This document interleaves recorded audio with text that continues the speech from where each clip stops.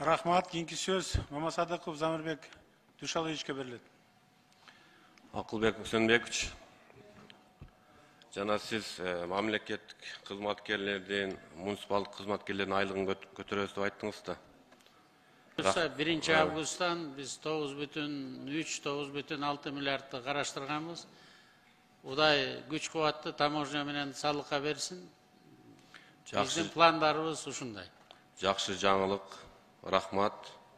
Анан эми өзүңүз жакшы билесиз, бүгүнкү күндө айыл өкмөттүн кызматкерлеринин орточо айлык маянасы 7.000-8 миң сомдо. Мына жакында медиктердин, мугалимдердин айлыгын көтөрүп жакшы кылдыңыздар. Эми ушу мугалимдердин айлыгына дагы теңеп ушул муниципалдык кызматкерлердин айлыгын да көтөрүп койсоңуз. Экинчи маселе, Аскарбек Сапарбекович. Мына жакында сиз менен региондор кыдырып келдик да. Бир топ иш-чараларыңызга катыштык. Жакшы реформаларды кылып атасыз. Эми иш бар жерде анча-мынча кемчиликтер деле болот. Ушул быйыл дыйкандар кыйналды да. Өзүңүз да күбө болдуңуз. Жанагы коңшу мамлекеттен келген жер семиткичтер боюнча жеке ишкерлерден кымбат болуп калды да.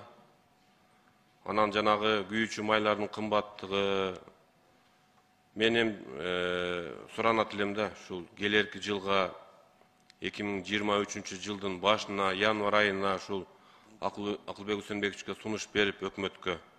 Ушул январь айына 70 миң, 80 миң тонна жер семиткичтерди алып келип койсоңор, дыйкандарга бир топ мындай шарт түзүп берсек да, анан мына жаныңызда дагы жакшы жетекчилер бар, мына ирригация боюнча жакшы иш алып барып атат. Бирок дагы бир кемчиликтер бар, кээ бир орун басарларыңыз жакшы иш алып барбайт. Ачыгын айтып коюш керек да.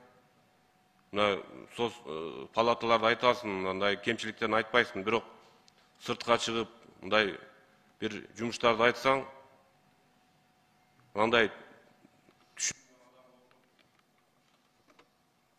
10 секунд.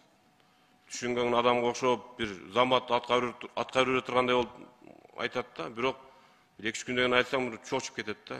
Ушундай орун басарларды ham караңыздар. Рахмат, Замирбек Душалович. Өзүңүзгө белгилүү болгондой 975 миллион сом акча бөлүнгөн. Ошо буюрса ноябрь айында эмдиги жылдын түшү менен минерал жер семиткич чыгып келебиз. Сиз айтып аткан суу чарбасы боюнча дагы иштер жасап атабыз, эми аны өзүңүз көрүп атасыздар. Айткан сунуштарыңызды кабыл алабыз. Мен Улуттук банктын төрагасына суроо. Азыр жанагы айтып аткан долларлар ар бир банкта бирдей чектөө коюлганбы же ар бир банкта ар башкабы? Ар бир банк ар башка чектөө койсо болот да. Улуттук банк мындай чектөө койбойт да. Чектөө болгондо бул убактылуу нерсе.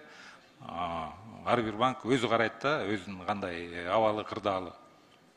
Сиз эми Улуттук банктын төрагасы катары сиз көзөмөлгө алсаңыз болот да. Болот. Азыр чектөө канча болот? Канча долларга чейин? Биякта айтылып кетти, мисалы адамда өзүнүн счету болсо банкта, доллар болобу, сом болобу, башка болобу, счеттон эркин алат акчасын.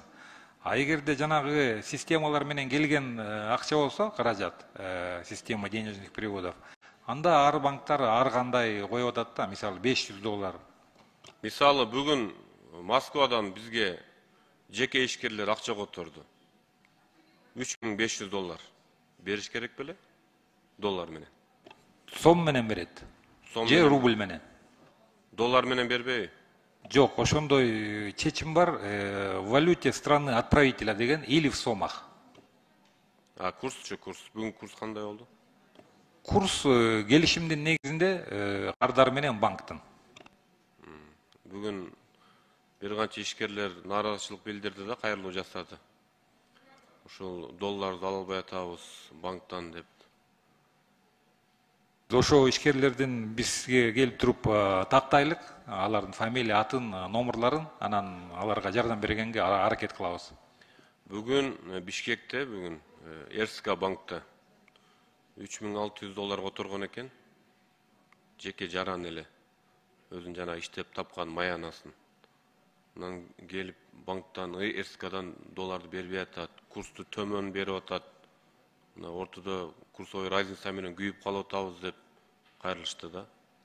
Карап беребиз, толук жардам бергенге аракет кылабыз. Сизге мен азыр ошол ишкерлердин даныйын берейин сизге. Сиз Макул. ошону сураныч бир карап чара көрүп берсеңиз, рахмат. Жарайт. Рахмат.